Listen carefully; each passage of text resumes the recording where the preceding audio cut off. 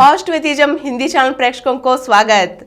हिंदी के प्रमुख कवि एम.ए. राजस्वी से लिखी हुई महान वैज्ञानिक जगदीश चंद्र बोस की जीवन गाथा को हम जान रहे हैं ना।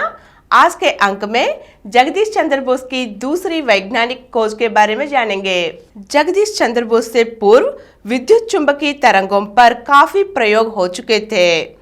इन प्रयोगों में 1863 में ब्रिटिश भौतिक वैज्ञानिक जेम्स क्लार्क मैक्सवेल ने गणन करके बताया था कि वायुमंडल में अलग अलग तरंग लंबाइयों की विद्युत चुंबकीय तरंगे विद्यमान है। 1887 और 88 में ब्रिटिश भौतिक वैज्ञानिक ओलिवर लॉज ने मैक्सवेल तरंगों की मौजूदगी सिद्ध करके तारों पर उनके संप्रेषण का बाखूबी प्रदर्शन किया, किंतु वे इन तरंगों को मुक्त आकाश के पार भेजने में असफल ही रहे। 1888 में जर्मन भौतिक वैज्ञानिक हेनरिक हर्ट्ज ने अपने प्रयोगों द्वारा यह सिद्ध कर दिया कि मुक्त आकाश में विद्युत चुंबकीय तरंगे मौजूद है और उनके गति प्रकाश की गति के समान होती है। उन्होंने यह भी सिद्ध कर दिखाया कि इन तरंगों में सभी गुणधर्म सामान्य प्रकाश तरंगों के ही गुणधर्म होते हैं। उन्होंने आकाश में आर पार प्रदर्शन करके एक चमत्कार ही कर डाला। हर्ट्ज के प्रयोग पर आगे चलकर विश्व के अनेक वैज्ञानिकों ने कार्य आरंभ कर दिया। जून 1894 में लॉज ने रॉयल सोसाइटी में एक व्याख्यान देकर हेनरिक हर्ट्ज को श्रद्धांजलि अर्पित की।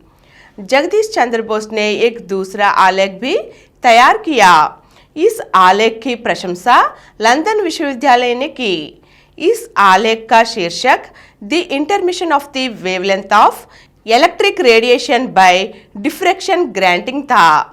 इस आलेख में यह स्पष्ट करने का प्रयत्न किया गया था कि अदृश्य तरंगों के प्रसारण में कौन सी अज्ञात शक्तियां काम करती है। इस प्रश्न का उत्तर देने में हर्ट्ज और उनके बाद यूरोप के अनेक वैज्ञानिक पूर्ण रूप से सफल ना हो सके थे, जबकि प्रोफेसर बसु ने पूर्णतः संतोषप्रद परिणाम प्राप्त करके इस समस्या का निदान करने में सफलता प्राप्त की थी। इस आलेख को प्रोफेसर बोस ने अपने शोध कार्य के रूप में लंदन विश्वविद्यालय को भेज दिया ताकि उन्हें डॉक्टर ऑफ साइंस की उपाधि प्राप्त हो सके।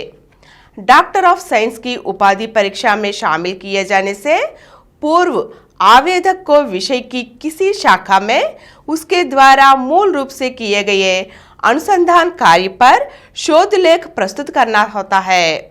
तत्पश्चात विश्वविद्यालय द्वारा शोध लेख स्वीकार किए जाने पर सामान्य रूप से आवेदक को एक परीक्षा देनी पड़ती थी। यदि आवेदक का शोध लेख उच्च कोटि का होता तो उसे विश्वविद्यालय के विवेक से इस परीक्षा से छूट देने का भी प्रावधान था। आखिर में बोस को विश्वविद्यालय में रजिस्ट्रार का एक तार मिला कि उनका शोध लेख स्वीकार कर लिया गया है और उन्हें परीक्षा से छूट दे दी गई है। उनके लिए वास्तव में यह बड़ी सम्मानजनक बात थी। लॉर्ड रेल ने प्रोफेसर बोस की शोध लेख को प्रकाशित करने के लिए रॉयल सोसाइटी को भेज दिया। सोसाइटी ने भी उसे स्वीकार कर लिया और रॉयल सोसाइटी के कार्यवृत्त में 1896 में पृष्ठ संख्या 167 पर प्रकाशित किया गया। इस प्रकार प्रोफेसर बोस के अनुसंधान कार्य को भली भांति मान्यता मिलने लगी। पंजाब के गवर्नर सर अलेक्जेंडर मैकेंजी को लगने लगा कि प्रोफेसर बोस को स्वतंत्र रूप से अनुसंधान कार्य करने के लिए अनुदान मिलना चाहिए। उन्होंने तब प्रोफेसर बोस के लिए 2500 रुपये वार्षिक का अनुदान स्वीकार कर लिया। लॉर्ड रेल जब कोलकाता आए तो वो प्रोफेसर बोस से उनकी प्रयोगशाला देखकर, छोटी सी प्रयोगशाला में इतने बड़े अनुसंधान कार्य को देखकर लॉर्ड रेल आश्चर्यचकित हो उठे। उन्होंने मुक्तकंठ से प्रोफेसर बोस की प्रशंसा की और उन्हें यदाकदा यूरोप घूम आने के भी सलाह दी। इस तरह जगदीश चंद्र बोस ने अपने वैज्ञानिक कार्य जारी रखे। अगले अंक में इसी अंश के बारे में और कुछ विषयों को जानेंगे। धन्यवाद।